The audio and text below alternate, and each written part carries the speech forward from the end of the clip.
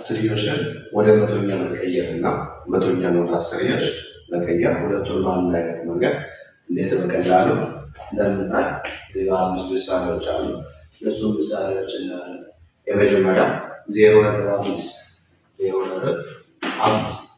ስለዚህ እዚህ ጋር 0.5ን እንዴት በቀላሉ ወደ መቶኛ እንቀይራለን።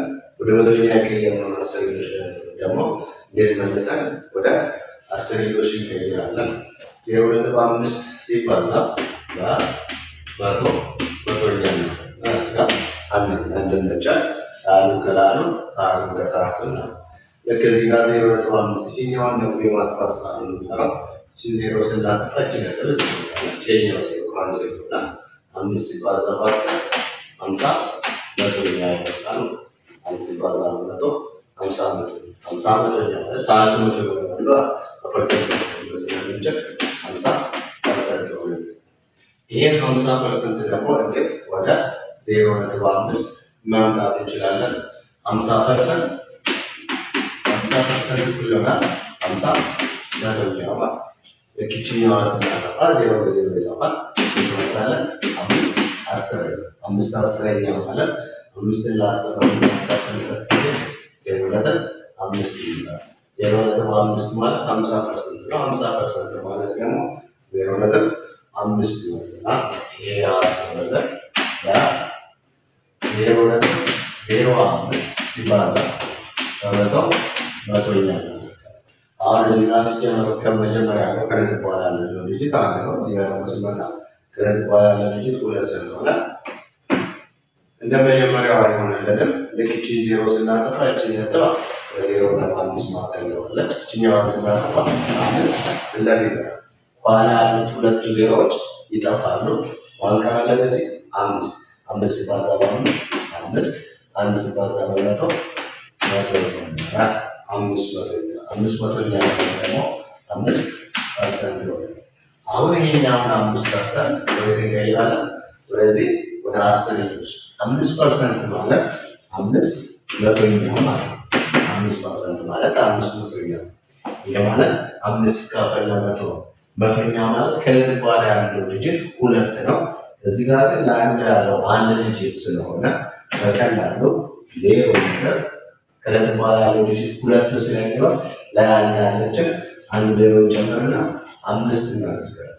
ወይም ሎንግ ዲቪዥን ሜተድ ረጅም ማካፈል ዘዴ እንጠቀምና 5 ሲካፈል ለአንድ መቶ ነው። 5 ለአንድ መቶ መካፈል ስለማይችል እና 50 ይሆናል። 50 ደግሞ ለአንድ ሺህ ለመቶ መካፈል አይችልም። እዚህም 0 እዚህም 0 500 ሲካፈል ለ5 5 ጊዜ 5 ሲባዛ በመቶ 500 ሲቀንሰው ያችን ነው 0 ይመጣል። 0.05 ሲቀየር 5% ይመጣልናል። አሁን ከነዚህ ሀምማ ማናሳ ለየት ይላሉ ካሉት አሁን 2.5ን በምንወስድበት ጊዜ 2.5 ሲባዛ በመቶ መቶኛ ታደርጉና ይሄ አንደኛ ይሆንልናል። 2.5 ሲባዛ በመቶ ላይኛውን ከላይኛው ታሪኩ ከታች ስለምናባዛ እችኛዋን 0 ስናጠፋ ለፊት ለፊት ትመጣለች። ማንካራለ 25 ትመጣለች። ሲባዛ መቶ የነበረው ስንት ቀርቶልናል? 10 ሲባዛ በመቶ 5 ሲባዛ በ10 250 መቶኛ ማለት ሲባዛ 250 አሁን ይሄ ፐርሰንት አለ ነው በመቶኛ አለ። ይሄ መቶኛ ደግሞ እንዴት ወደ አስርዮሽ እንቀይራለን ያሉና 250% ማለት 250 መቶኛ ማለት ነው።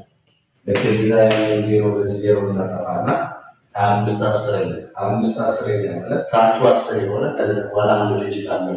ያ አንድ ዲጂት እንዲኖረው እዚህ ጋር 25 ካለ በሁለት እና በ5 መካከል ነጥብ እናደርጋለን ማለት ስለዚህ 2.5 ወይም ረጅም ማካፈል ዘዴ ስንል 5 ሲካፈል ለ10 5 ለ10 ስናካፍል 2 ጊዜ ይደርሳል። 2 ጊዜ 5 20 ይሆናል። ሲቀንሰው 5 ደግሞ ለ10 ስለማይካፈል እናደርጋለን 0 ሲካፈል ለ10 5 ጊዜ 10 50 ይሆናል። ሲቀንሰው 0 ሲመጣ